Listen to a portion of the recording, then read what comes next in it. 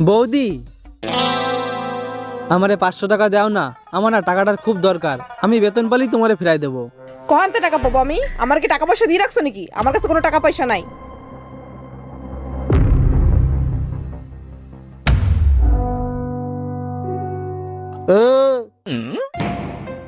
এদিক শোন, কি?